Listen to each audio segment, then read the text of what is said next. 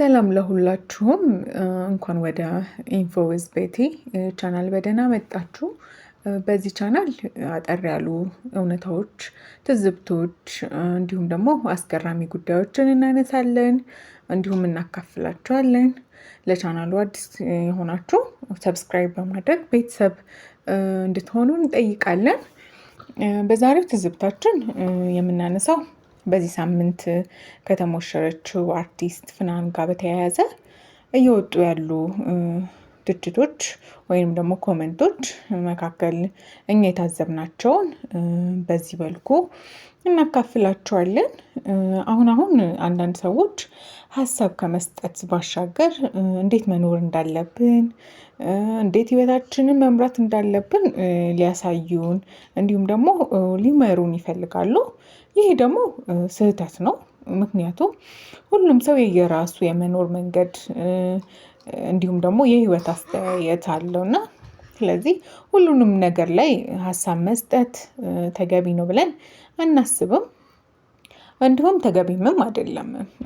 ከፍናን ጋር በተያያዘ አንዳንድ ሰዎች ባለቤቷን እንደጠበቅነው አላገኘነውም ሲሉ ተስተውለዋል። ይህ ልክ ያልሆነና መስመር ያለፈ ንግግር ነው። እሷ ወዳና ፈቅዳ የሚሆናትንና የሚያኖራትን መርጣለች።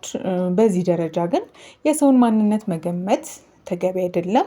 አሁን ላይ የሰው ህይወት ውስጥ እየገባችሁ ይህንን አድርጉ፣ ይህንን ግዙ፣ ይህንን ምረጡ የምትሉ ሰዎች ግን ልክ አይደላችሁም ብለን እናስባለን። አስተያየታቸውንም አስተካክሉ።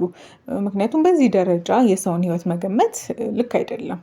ሰዎች ኑሯቸውን እንዲኖሩ መፍቀድም መልካም ነው፣ መፍቀድም አለብን።